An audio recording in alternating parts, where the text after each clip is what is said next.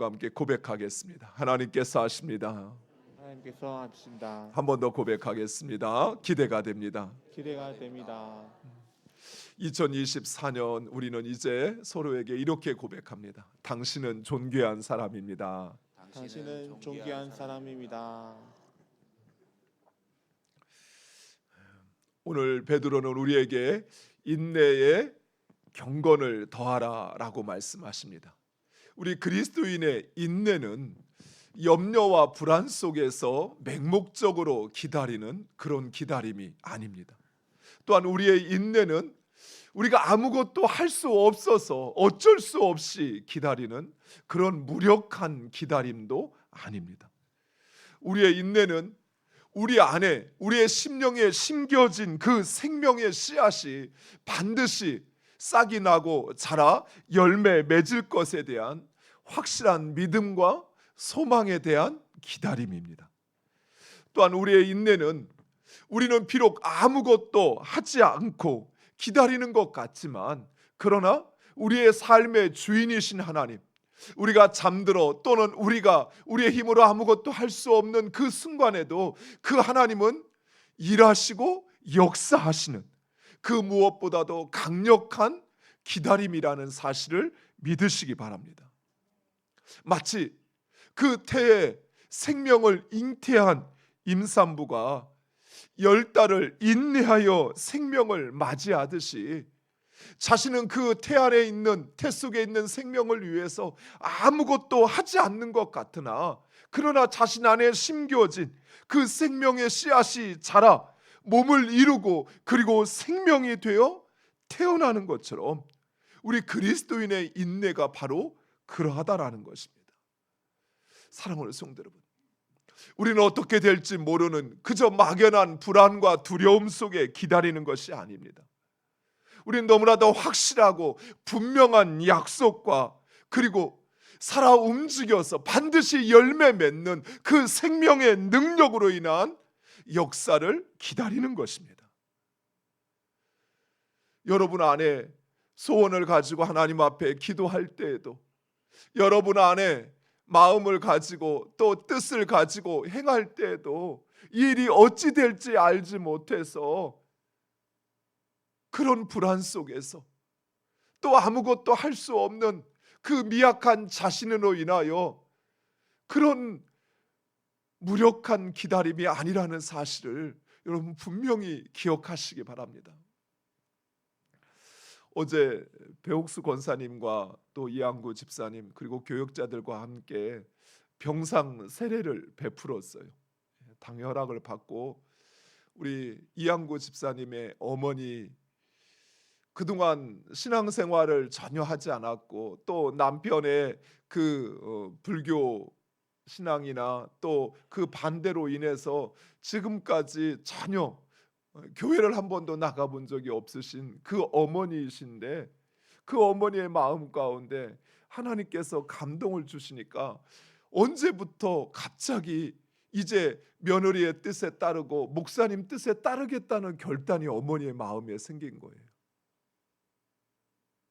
그래서 이제 내가 예수를 믿고 내가 너와 같이 함께 신앙생활 하겠다라는 마음을 주셔서 그래서 얼마 전에 방문해서 그 영접 기도를 드리고 그리고 당회 허락을 받고 어제 우리 교육자들과 같이 가서 병상 세례를 베풀고 그 자리에서 성찬식을 하고 또 세례 증서를 어머니에 이렇게 안겨드리면서 어머니 이제 구원받은 하나님의 자녀니까 이제 하나님의 자녀답게 사세요라는 권면을 하고 돌아왔어요. 권사님이 백원사님이 결혼해서 그 믿지 않는 남편과 또 그 가정 속에서 또 그 어머니를 위해서 끊임없이 기도했고 또 기다리고 인내했고 또 때로는 좌절도 있었지만 다시 그 하나님의 약속의 말씀을 붙잡고 기다리고 참고 인내하여 하나님께서 이처럼 열매를 거두게 하시는 것입니다. 사랑하는 성도 여러분, 우리의 기도는 그저 한번 해보는 안 되면 말고 그것이 아니에요. 만약 여러분이 그런 마음으로 기도한다면 그 기도는 응답되지 않겠지요. 하지만 말씀하신 것을 반드시 이루시는 하나님, 또한 예수 그리스도의 보혈에 의지하여 기도하기에 그 기도는 반드시 응답되어짐을 믿으시기 바랍니다. 이러한 인내의 삶을 사는 우리에게 반드시 요구되어지는 것이 있습니다. 그것은 바로 경건입니다. 생명을 잉태한 산모가 임신을 하게 되면, 또 자신이 임신하였다는 사실을 알게 되면 그 순간부터 산모는 먹는 것을 조절하기 시작합니다. 또 말하는 것, 또 자신의 행실을 관리하기 시작합니다. 이처럼 우리에게 생명의 씨앗이 심겨졌다는 사실, 여러분이 이 사실을 확신하고 그것이 싹이 나고 자라 열매 맺기를 원하신다면 그에 맞는 삶을 살아야 합니다. 그것이 바로 경건한 삶인 것입니다. 저희 아내가 둘째 아이를 임신하고 입덧이 정말 심했습니다. 그래서 무엇인가를 먹기만 하면 다 토해내는 것이요. 심지어는 나중에는 토할 것이 없어 전해질이라고 하는 노란 이미 소화되어 몸으로 그 혈관으로 또 피부로 들어가야 될 이 전해질까지도 막 이제 토하기 시작하더라고요. 그래서 걱정이 됐어요. 저 안에 있는 생명이 과연 저 뱃속에 있는 생명이 잘 자랄 수 있을까? 뭐 하루 이틀 입덧하는 것이 아니라 정말 몸무게가 막 40kg 언저리까지 떨어질 만큼 이렇게 되니까 염려가 되는 거예요. 그래서 병원에 가서 검사를 하는데 하시는 말씀이 아이는 너무 잘 자라고 있다는 거예요. 엄마는 입덧을 해서 먹지도 못하고, 그런데 이 아이는 엄마 뱃속에서 너무 아무렇지 않게 너무 잘 자라고 있다는 것입니다. 그런데 그 와중에도 아내는 이제 뱃속에 있는 아이를 위해서 먹는 것을 조절하기 시작했어요. 그렇게 좋아하던 커피를 끊었습니다. 감기에 걸렸는데 약을 먹질 않아요. 아이에게 좋다는 것 다 토하면서도 그것을 찾아 먹으려고 애를 쓰는 것입니다. 그리고 있는 뱃속에 있는 아이를 위하여 성경책을 읽어주고 찬양을 부르고, 그리고 원망인과 불평이 찾아올 때는 감사의 기도를 드리는 것입니다. 그렇게 10달 동안 오로지 뱃속에 있는 아이에게 도움이 되는 것을 찾아 하였습니다. 물론 저희 아내뿐만 아니라 모든 임산부가, 모든 아이를 잉태한 부모가 그럴 것입니다. 이처럼 사랑하는 성도 여러분, 생명의 씨앗이 우리의 심령에, 우리의 삶에 심겨져 있음을 믿으신다면 우리는 이제 내가 하고 싶은 것, 내 몸과 내 욕망이 원하는 그것이 아니라 우리 안에 있는 바로 그 생명을 위해서 말하고 행하고 그리고 행하여야 한다는 사실입니다. 여러분 한번 생각해 보세요. 아이를 임신한 임산부가 술과 담배를 즐기면서 감기에 걸리면 아무렇지 않게 감기 약을 먹어요. 또 자신이 평소에 하던 대로 과격한 운동을 해요. 밤늦도록 길거리를 거의 벌거벗은 것 같은 그런 몸뚱아리로 밤늦게까지 길거리를 배회한다고 생각해 보세요. 그것이 과연 정상일까요? 무엇보다도 그 일은 산모와 그 뱃속에 있는 아이를 너무나도 위태롭게 하는 일이라는 사실입니다. 이와 같이 우리 그리스도인들은 생명을 잉태한 자들이에요.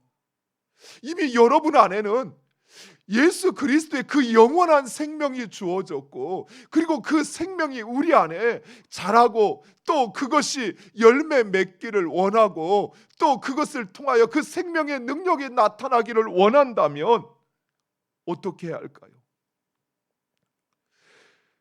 그 생명에 필요한 영양분을 공급해 주어야 하지 않을까요? 우리 안에 있는 생명에 걸맞는 그런 삶을 살아야 하지 않을까요? 그 삶이 바로 경건인 것입니다. 왜 내 삶에는, 왜 나에게는 예수 그리스도의 생명이 주어졌다고 하는데 왜 그 생명이 열매 맺지 못하고, 왜 그 생명의 능력을 경험하지 못하고, 생명이 있기는 같은데 왜 시들시들하고, 오히려 그것으로 인해서 내 삶에 어려움이 닥치고 위기가 찾아오고 내 삶이 힘들어지는 이유가 왜 그럴까요? 왜 나도 저 사람과 똑같은 생명을 가졌는데, 예수 그리스도를 믿는 믿음의 생명이 나에게 주어졌는데 왜 내 삶에는 생명의 역사가, 생명의 그 풍성한 능력이 내 삶에 왜 나타나지 않는 것일까요? 사랑하는 성도 여러분, 여러분 안에 예수 그리스도의 생명이 주어졌음을 믿으십니까? 그렇다면 이제 그 생명에 걸맞는 경건의 영양분을 주어야 돼요. 그래야 그것이 싹이 나고 자라서 우리의 삶에 30배, 60배, 100배의 열매를 맺는 것입니다. 그렇다면 좀 더 구체적으로 이 경건, 그 생명을 자라고 열매 맺게 하는 이 경건이 과연 무엇일까요? 일반적으로 경건이란 종교적 헌신이나 영성으로 사람들은 생각합니다. 즉 예배하고 기도하고 찬양과 같은 신앙적 활동을 경건이라 여깁니다. 그래서 예배에 잘 참석하고 또 기도 잘하고 그러면 스스로 경건하다, 나는 경건해 라고 생각을 합니다. 물론 경건은 이런 하나님을 향한 열심을 포함합니다. 그것도 경건의 일부라 말할 수 있습니다. 그러나 우리 하나님께서 원하시는 진정한 경건, 참 경건은 그러한 것이 아닙니다. 야고보서 1장 26절과 27절, 하나님 앞에 더러움이 없고 정결한 경건이 무엇인가를 우리에게 말씀합니다. 우리 화면을 보고 함께 읽겠습니다. 누구든지 스스로 경건하다 생각하며 자기를 재간에 물리지 아니하고 자기 마음을 속이면 이 사람의 경건은 헛것이라. 하나님 아버지 앞에서 정결하고 더러움이 없는 경건은 곧 고아와 과부를 그 환난 중에 돌보고 또 자기를 지켜 새 속에 물들지 아니하는 그것이라. 아멘. 자, 하나님이 원하시는 경건은 먼저 자기 혀에 재갈을 물리는 것이다 라고 말씀하고 있습니다. 즉 경건은 우리의 입에서부터 시작합니다. 아무리 많은 시간 우리가 예배하고 기도하고 찬송한다 한들 우리 혀를 다스리지 않으면 그 경건은 헛된 것이라는 거예요. 실제로 많은 그리스도인들이 한 입으로 찬양을 하고 한 입으로 기도를 하면서도 너무나도 쉽게 더러운 말을 합니다. 분노와 원망의 말을 합니다. 남을 헌담하고 그리고 거짓말을 합니다. 그러면서도 자신이 경건하다고 생각을 해요. 여러분, 그것은 오산이요, 착각입니다. 내가 원하는 경건일 수 있어요. 하나님이 원하시는 것은 정작 그것이 아니라는 것이. 내 입에서 다른 사람을 비난하고 다른 사람의 불평하고 비판하고 그를 할 수만 있으면 깎아내리려고 하고 부정적인 말을 하고 내 입에서 더러움의 말을 하는 것, 그것은 헛된 경건이라는 거예요. 종교개혁자 칼빈은 경건을 이렇게 정의하였습니다.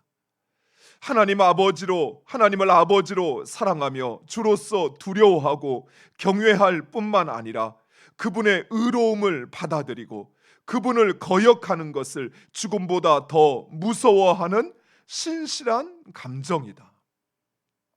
이 정의를 좀 더 쉽게 표현하면 이렇습니다. 경건은 하나님을 사랑하고 두려워하여 내가 바로 그 하나님 앞에 살아가고 있다는 사실을 한순간도 잊지 않는 것, 그것이 바로 경건입니다. 하나님을 사랑한다 하면서, 그 하나님을 두려워한다 하면서, 바로 그 거룩하신 하나님 앞에서 어찌 더러운 말을 하고, 어찌 분노와 원망의 말을 하고, 형제를 험담하고, 그리고 거짓말을 할 수 있을까요? 저희 어머니가 요즘에 이제 좀 몸이 안 좋으셔서 이제 병원에 있어서, 이제 자녀들이 이렇게 가서 어머니 이제 그 병간호를 이렇게 돌아가면서 해드리고 있는데, 그런데 이제 자녀들도 때로는 자녀들끼리 좋지 않잖아요. 예. 뭐 자녀들 사이가, 형제들이 항상 다 좋은 건 아니니까. 그래서 엄마하고 이렇게, 어머니하고 이렇게 병원에 있는 시간에 자신도 모르게 이렇게 형제들에 대한, 왜 누구는 그러는가 모르겠어 하면서 이렇게 그냥 뭐 특별히 나쁜 의도를 갖고 그러는 것이 아니라, 그저 그냥 좀 속상해서 어머니한테 다른 형제에 대한 조금이라도 이런 그런 말을 하면 어머니가 너무 안 좋아하시는 거예요. 그래도 너가 누나니까, 너가 동생이니까 받아들여야지, 이해해야지. 네가 그런 마음 가지면 안 돼. 우리 인간도 이래요. 그렇죠? 내 자식들이 앉아가지고 서로 티격태격 싸우고 있고, 네가 잘했느니, 내가 잘했느니, 누가 옳으니, 누가 내가 틀렸느니 이러고 있으면 그것을 보고 있을 부모가 어디 있어요? 우리 하나님 아버지 역시 마찬가지예요. 아무리 그 사람이 못났기로써니, 하나님이 아무리 그 사람이 잘못했기로써니, 우리가 누군가를 향하여 험담하고 비난하고 원망하고 불평하고 그 모습 속에 있으면, 하나님께서 그 모습을 보고 과연 그래 잘했다, 그래 네가 오라, 이렇게 말씀하실까요? 사랑하는 성도 여러분, 참 경건은 내가 지금 하나님 앞에 서 있다는 사실, 거룩하신 하나님, 결코 더러움과 죄와 함께할 수 없는 그 하나님 앞에 내가 살아가고 있다는 사실을 한순간도 잊지 않는 것이에요. 그래서 행여 내 입술로라도 하나님 앞에 범죄하지 않는 것, 그 사람이 지금 내 눈에 보이지 않으니까, 그러니까 그 사람에 대해서 험담하고 불평하고 원망해도 괜찮은 것이 아니라, 그의 아버지 되시는 하나님, 그분이 지금 내 앞에서 나를 보고 있다는 생각, 그 생각을 하면서 어찌 형제를 비난하고 형제를 비판할 수 있을까요? 두 번째 경건은 고난을 겪고 있는 고아와 과부를 돌보는 것이다 라고 이야기합니다. 어려움에 처한 이들을 돌보는 것, 그것이 왜 경건일까요? 그것은 동정 아닙니까? 하나님은 왜 고난 중에 있는 고아와 과부를 돌보는 것을 참 경건이다라고 말씀하시는 것일까요?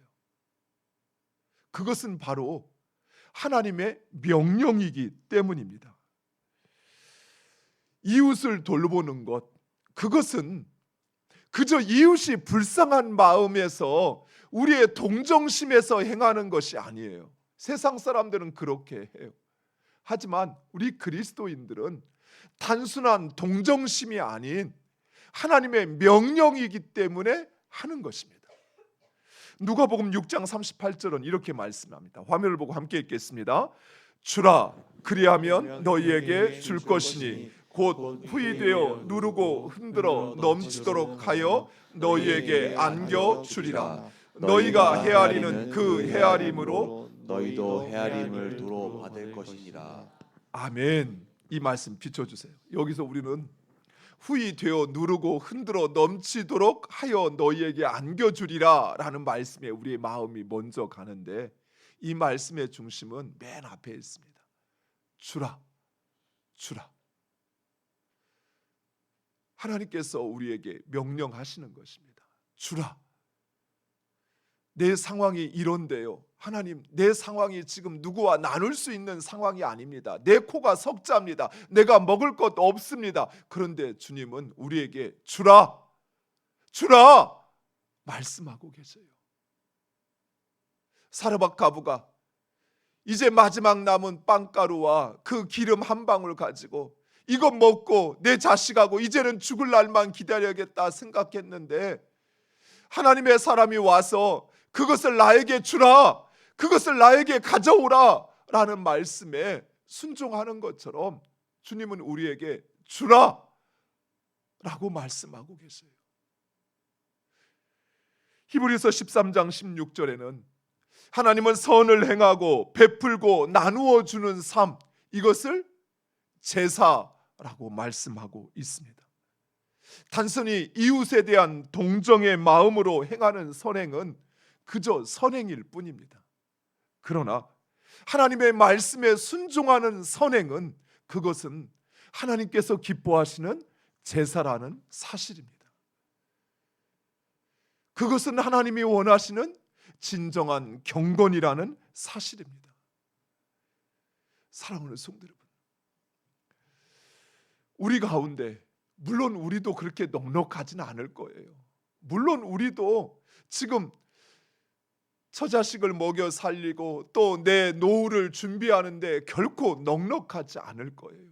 그러나 주님의 명령에 순종하면 하나님께서 내 손에 움켜쥔 것과는 비교할 수 없는, 그것의 몇 배, 몇 수십 배, 몇 천 배의 하나님의 것을 우리에게 허락하심을 믿으시기 바랍니다.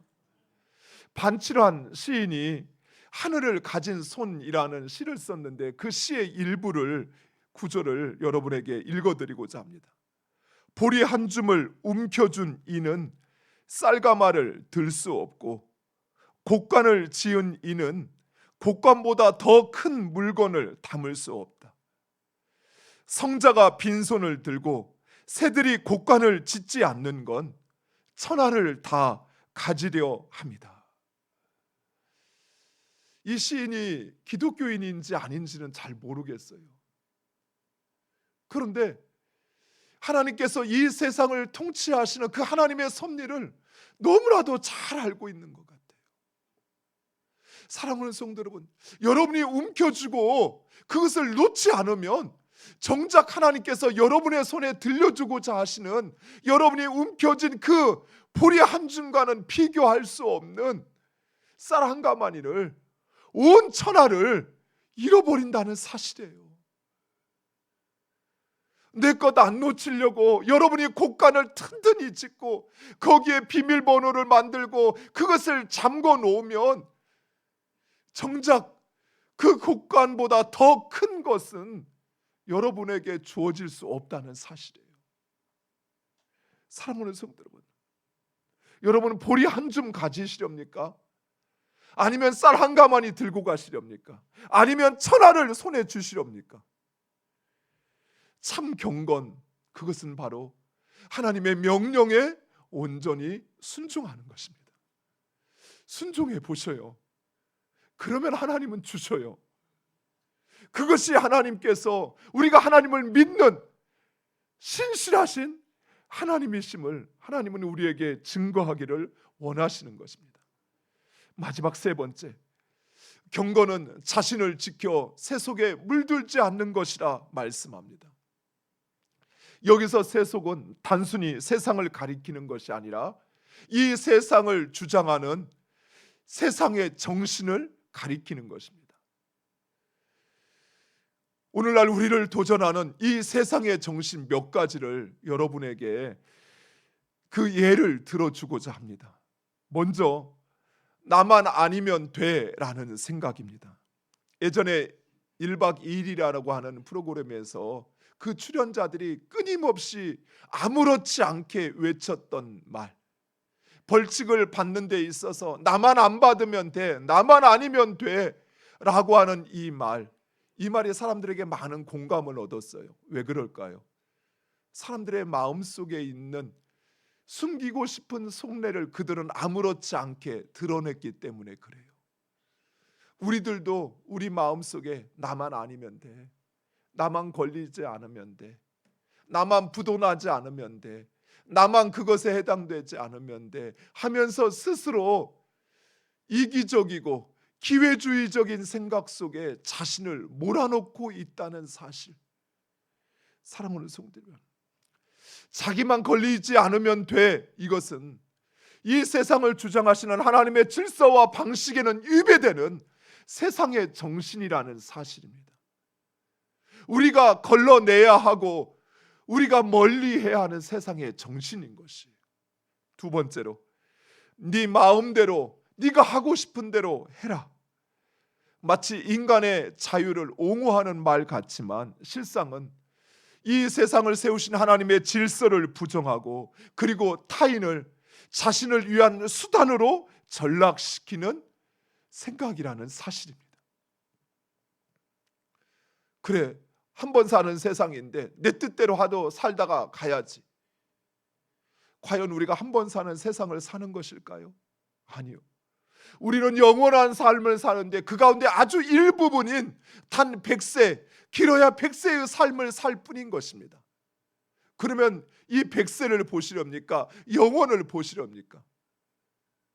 100세를 보면 내가 하고 싶은 대로 이 짧은 인생 살아야 되겠죠. 하지만 영원을 보는 사람은 결코 이 100세에 자신의 모든 것을 걸지 않아요. 영원에 내 모든 것을 걸지요. 네 마음대로, 네 뜻대로, 네가 원하는 대로 해도 돼라고 하는 것은 오히려 하나님이 세우신 질서를 거부하고 그리고 그 하나님의 뜻 가운데 살지 않겠다는 의도예요. 우리가 멀리해야 하는 생각인 것입니다. 그리고 가장 강력한 이 세속주의는 바로 물질 만능주의입니다. 돈과 재물을 가장 소중한 것으로, 돈을 모든 것의 가치의 기준으로 여기는 것, 이것은 우리가 가장 멀리해야 하는 사고예요. 심지어 교회에서조차도 사람들은 큰 건물을 가진 교회, 많은 성도가 다니는 교회, 돈을 가지고 큰일 하는 교회, 이 교회가 좋은 교회인 양 자신의 지인을 소개할 때 가끔 저에게 이렇게 이야기를 해요. 특별히 목사님들이 그래요. 이분은 서울에 있는 큰 교회에 다니는 집사님이세요. 장로님이세요. 이분의 친척 사촌의 팔촌은 목사님 아시죠? 서울에 있는 큰 교회, 그 교회 장로랍니다.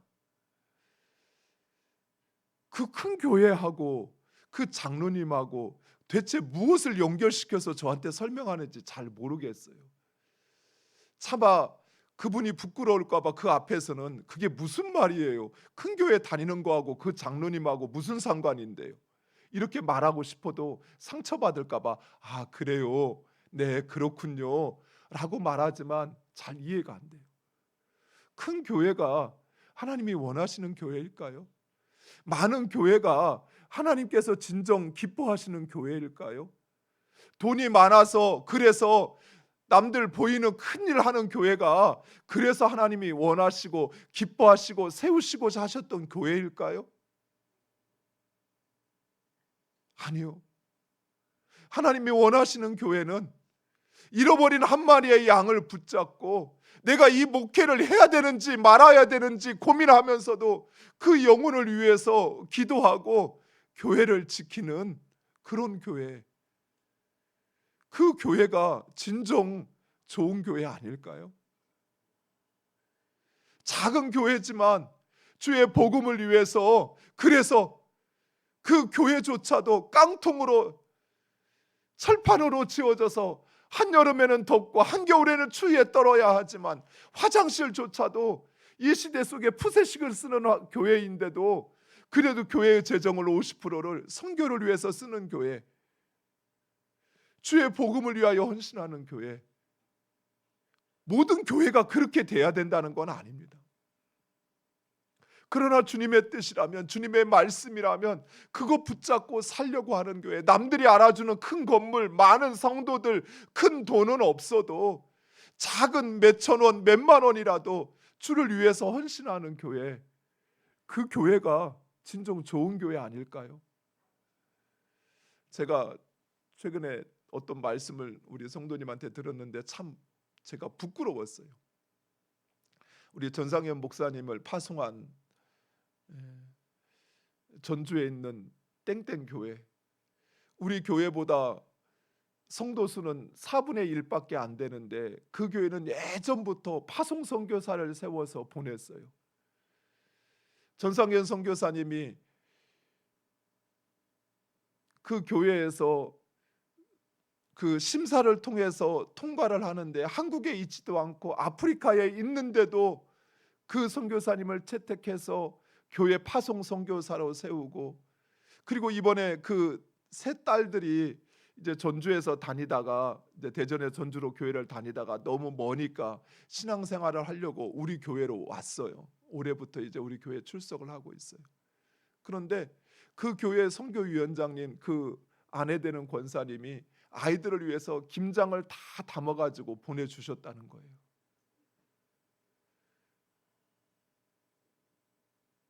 너무 부끄럽더라고요. 그냥 우리는 그 청년들이 왔다는 사실만으로 기뻐하고 이제 우리 청년들이 숫자가 늘어나서 잘하겠다 생각을 했는데 정작 그 아이들이 어떻게 먹고 사는지 아버지 어머니 다 현장에 놔두고 그곳에서 그 아이들이 지금 뭘 먹고 살고 어떻게 사는지 그거 한번 돌아보지 못하면서 참 부끄러워지기 시작했어요. 그 부끄러운 마음에 지난주에 그 아이들 붙잡고 목사님이 이번 주 지나면 꼭 너희들 찾아볼게, 변명하고 있었어요. 혼자. 사랑하는 성도 여러분, 선교사 파송하면 그냥 돈만 보내면 되는 걸까요? 어떻게든 돈 모아서 그 돈 보내면 되는 걸까요? 아니요. 우리에게 진정 필요한 것은 그 선교사를 위해서 기도하는 것이에요. 우리에게 진정 필요한 것은 그와 마음을 함께함으로 그 복음을 위하여 우리도 이곳에서 그 복음의 싸움들을 싸워가는 것이에요. 사랑하는 성도 여러분, 오늘날 이 물질 만능주의 가치관이, 이 세계관이 우리의 심령을 파고들어서 교회도 그것을 아예 점령당한 것처럼 보여요. 마지막으로 세상 어느 집단이든 보이는 끼리끼리의 문화입니다. 학연이나 지연이나 친분 관계로 맺어진 이 끼리끼리의 문화가 그 집단의 벽을 만들고 공동체를 병들게 하는데, 이것이 교회에도 이런 문화가 형성되어서 좀 친분이 있고 나하고 친한 사람, 그 사람의 말은 너무나도 소중해. 그런데 나하고 관심 없는 사람은 무슨 말을 해도 신경을 쓰지 않아요. 그가 어떤 상황에 있어도 돌아보질 않아요. 계파를 만들고 당을 만드는 일은 없지만, 그러나 우리 안에 또 다른 끼리끼리의 그 벽을 내 스스로 우리들이 만들고 있는 것은 아닌지. 새 가족들이 오면 등록을 하고 한 3달 4달 넘어가면 견딜 수 없어서 교회를 떠나가 버려요. 오해하지 마세요. 저희 교회가 그렇다는 게 아니라. 왜 그럴까요? 새 가족이 와가지고 기다리는 거예요. 누군가 나를 좀 알아주고 또 내 손 잡아주고 또 나를 좀 받아주었으면 하는 마음을 기다리고 참고 견디는데, 그렇게 많은 성도들이 있는데 누구도 돌아보지 않고 누구도 딱 그 손 한번 잡아주지 않고 다 자기 갈 길 바쁘게 자기 친한 사람들끼리 밥 먹으러 가면 앉을 자리가 없어요. 제가 가끔 식당에서 밥 먹을 때, 이전에 목사님은 어떻게 하셨어요? 밥 챙겨다 주지 않았습니까? 제가 한 번이라도 여러분들한테 밥 챙겨달라고 했어요? 안 하죠. 왜요? 제가 식판 들고 혼자 앉아있는 분 옆에 가서 앉으려고요. 새 가족으로 등록을 했는데 그가 혼자 앉아서 밥 먹는데 누구도 그 옆에 가서 같이 앉으려고 하질 않아요. 물론 힘들죠. 낯선 사람 같이 앉아서 무슨 이야기를 하겠어요? 그 사람한테 내가 무슨 말을 하겠어요? 근데 사랑하는 성도 여러분, 교회가 어떤 곳입니까? 그저 예수 그리스도의 보혈로 우리는 한 형제, 한 자매가 되는 것입니다. 믿으십니까? 가족이에요. 내 몸이에요. 그가 나하고 친하느냐, 내 마음을 좀 알아주느냐, 아니면 내가 원하는 것을 들어주느냐, 그거 상관없이 그는 내 형제요, 내 지체요, 내 몸인 것입니다. 그러면 어떻게 해야 돼요? 내 몸이 저쪽에 한쪽에 떨어져 있는데 상관없어, 나 그 팔 없어도 괜찮아, 그런 사람 어디 있습니까? 그거 빨리 갖다 붙여놔야지요. 빨리 병원 가서 수술해서 그거 붙여야 썩지 않고 내 몸이 제대로 돌아갈 거 아니에요. 요단강물은 북쪽에서 남쪽으로 흘러갑니다. 그래서 이 요단강의 고기들은 그 흐르는 물을 따라서 내려가다 보면 어디에 도달하죠? 사해바다. 사해바다에 들어가면 그 물고기는 죽고 맙니다. 하지만 이 물고기가 요단 강물을 거슬러서 그래서 올라가다 보면 어디예요? 갈릴리 호수에 도달하게 돼요. 거기에 가면 살 수 있어요. 사랑하는 성도 여러분, 세상의 흐름에 여러분을 맡겨버리면, 여러분은 그 흐름을 따라가다 보면 결국에는 멸망의 자리에 도달한다는 사실이에요. 이 흐름을 내가 거슬릴 수 없어. 아니요, 거슬러야 돼요. 거슬리지 않으면 내가 죽고 내 가정이 죽고 우리 교회가 죽는다는 사실이에요. 물을 거슬러서 올라가야 돼요. 세상의 흐름을 거슬러서 올라가. 그래서 갈릴리 바다에 들어가야만 내가 살고 내 가정을 살리고 우리 교회를 살릴 수 있는 것입니다. 사랑하는 성도 여러분, 내 안에 있는 생명의 씨앗이 열매 맺기 위해서는 경건의 영양분이 주어져야 합니다. 그리고 그 경건은 무엇보다도 내 언어 생활부터 시작돼야 돼요.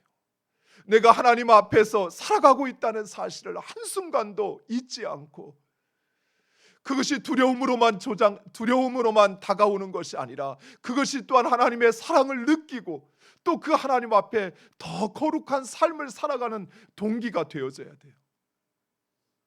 그리고 나에게 없다, 나도 없어 라고 핑계하기보다 나에게 있는 그것을 환난을 당한 고아와 과부들을 돕는 데 나누시기 바랍니다. 그리고 여러분 자신을 세상의 흐름 속에 맡기지 마시고 그 세상과 싸워서, 그래서 하나님의 경건한 삶을 살아 여러분 안에 있는 생명이 열매 맺기를 간절히 축원드립니다. 이 시간 주신 말씀 붙잡고 우리 한 번만 기도하겠습니다.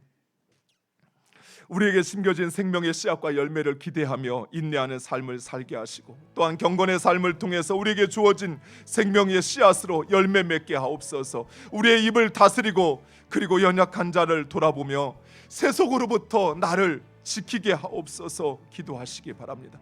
그리고 여러분 가지고 온 가정의 기도의 제목, 특별히 2024년 세워진 우리 일꾼들을 위해서 기도하시는데, 친교경조위원회 우리 정희영 장로님, 김홍열 부장님, 위원들, 친교부장, 사회중 부장과 또 관리위원회 문서관리부 이명희 부장과 또 시설관리부 김만성 부장과 위원들, 또 화분관리부 위원들을 위해서 교육위원회 최성현 장로님, 영화부 이은성 권사님과 교사들, 유치부 정수환 부장님과 교사들, 유초등부 전상구 부장님과 교사들, 청소년부 김철환 부장님과 교사들, 청년부 김홍열 부장님과 교사들을 위해서 이 시간 우리 같이 함께 통성으로 주여 외치고 기도하시겠습니다. 주여,